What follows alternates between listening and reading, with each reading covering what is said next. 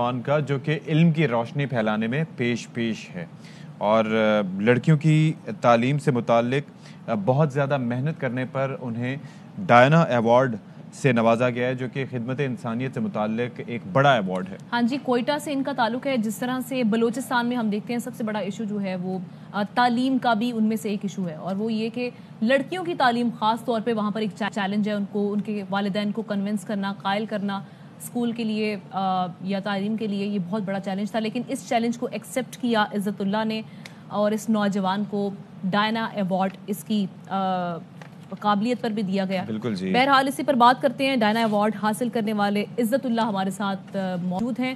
عزت اللہ، آپ کو ویلکم کہیں گے۔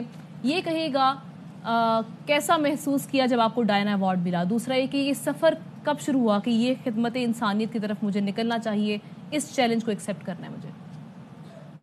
2017 میں نے ایک ویلفیئر آرگنائزیشن کا بنیاد رکھا، چراغ ایجوکیشنل ویلفیئر سوسائٹی۔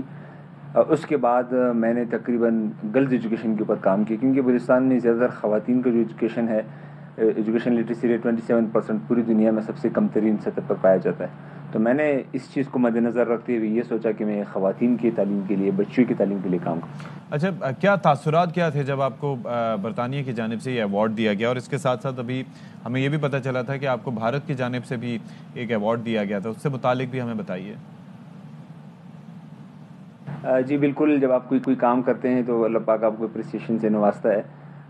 ان 4-5 سالوں کی جو اسٹرگل تھی، اس کے بعد میرے ادارے کو پوری ٹیم، جو چراغ ویلفیئر سوسائٹی کا آرگنائزیشن ٹیم ممبرز ہیں، سارے کافی زیادہ ایکسائٹیڈ تھے۔ میں کافی زیادہ خوش تھا کہ جب یہ اناؤنسمنٹ ہوئی برٹش گورنمنٹ کی طرف سے کہ آپ کو لیڈی ڈیانا ایوارڈ، اور میں آپ کو بتاتا چلوں کہ لیڈی ڈیانا ایوارڈ 1998 میں برٹش گورنمنٹ نے اسٹارٹ کیا تھا۔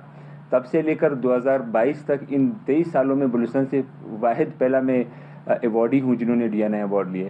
اور اس کے بعد پھر innovative educator as a change maker award from India سے مجھے یہ ایوارڈ ملا تعلیم کے مد میں، کیونکہ میں نے تعلیم سیکٹر کے اندر کافی چینجز لانے کی کوشش کی، اور ہم نے پیپل ود ڈسیبلس کو اپنے آرگنائزیشن میں حصہ دیا، اور ٹرانسجینڈر کو انوائٹ کیا کہ وہ ہمارے ساتھ مل کے کام کریں۔ اچھا عزت اللہ، یہ بتائیے گا اب تک کتنی لڑکیاں ہیں جن کو آپ اسکول میں داخل کروا چکے ہیں، جو تعلیم حاصل کر رہی ہیں؟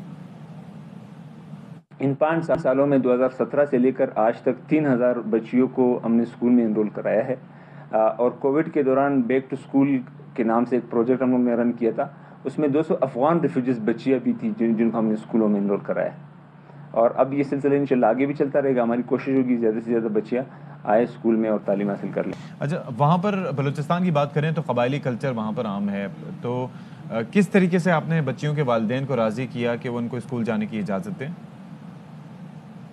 مشکلات تو ہیں، کیونکہ جو سائڈ ایریاز ہیں وہاں پر بہت سارے ایشوز یہ ہیں کہ قبائل کو سمجھانا کہ اب گرلز تعلیم کافی زیادہ ضروری ہے، کیونکہ بلوچستان پاکستان کی اگر آبادی کی بات کی جائے 48% خواتین کی آبادی ہے، تو اس پاپولیشن کو دیکھتے ہوئے ضروری یہ ہے کہ اگر خواتین تعلیم یافتہ نہیں ہوں گی، بچیاں نہیں پڑھے گی، تو ہماری ملک جو پاکستان ہے وہ ترقی کیسے کرے گا؟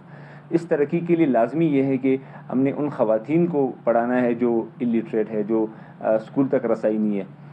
کچھ مشکلات تھی اسٹارٹنگ میں، پھر ہم نے ان کی روایت کے مطابق چل ان کو کنونس کیا۔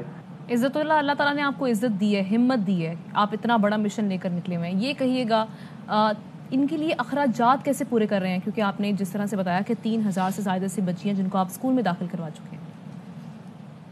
مختلف آرگنائزیشنز ہیں، ڈونرز ہیں کہ وہ ہمیں سپورٹ کرتے ہیں، پھر ان کی سپورٹ کی مد میں ہم بچیوں کو اسکول میں انرول کراتے ہیں۔ اسٹارٹنگ میں تو ہم نے یہ انیشیٹو خود لیا تھا، اب الحمدللہ کچھ ایسے آرگنائزیشنز ہیں، کچھ ایسے مخیر حضرات ہیں جو ہمیں سپورٹ کر رہے ہیں، اور ہم بچیوں کی تعلیم کو آگے بڑھا رہے ہیں۔ اچھا، آپ نہ صرف یہ کہ پاکستان بلکہ افغان بچیوں کو بھی تعلیم کے زیور سے آراستہ کر رہے ہیں، تو یہ کیسے آپ ممکن بنا رہے ہیں؟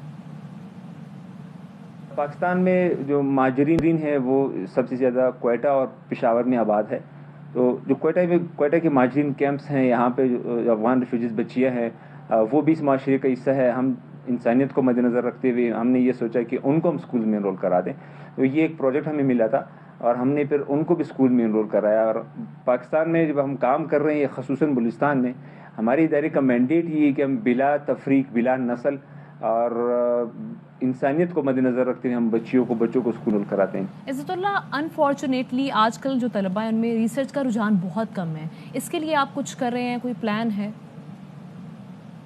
अपना एक ख्वाहिश ये है कि मैं अपने वालिद साहब के नाम एक रिसर्च सेंटर और डिजिटल लाइब्रेरी बना दूं, शहीद हाजी Mohammedan digital library and research centre. क्योंकि एक तो जो बुक कल्चर है वो ख़त्म हो चुका है पाकिस्तान में, हम रिसर्च नहीं करते। इवन जो PhD होल्डर्स है या MPhil या मास्टर्स के स्टूडेंट्स हैं, मैंने खुद जर्नलिज्म एंड मास कम्युनिकेशन किया यूनिवर्सिटी ऑफ पेशावर से।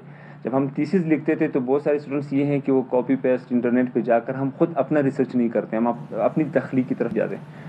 ठीक है जी, बहुत शुक्रिया। इज़्ज़तुल्लाह हमारे साथ मौजूद है और बड़ी हमारे लिए एजाज़ की बात है कि इतना एक शख्स काम कर रहा है और उसको एक्नॉलेज भी किया जा रहा है आलमी सतह पर। ये जो डायना अवार्ड जिसके बारे में आप भी रीड करिए, ये गॉर्डन ब्राउन गवर्नमेंट ने 1999 में इसका आगाज़ किया था और उस अवार्ड से लोग जो इस तरह के अपने मुल्कों में काम कर रहे होते हैं, बाज़ औक़ात उन्हें एक्नॉलेज नहीं किया जा रहा होता, लेकिन उनको इंटरनेशनली इस तरह से एक्नॉलेज किया जाना और ख़ास तौर पर पड़ोसी मुल्क जिसे हम दुश्मन मुल्क तस्वुर करते हैं उसकी जानिब से भी इस चीज़ को एक्नॉलेज करना बिलाशुबा इस बात का सबूत है कि बहुत मेहनत कर रहे हैं इज़्ज़तुल्लाह।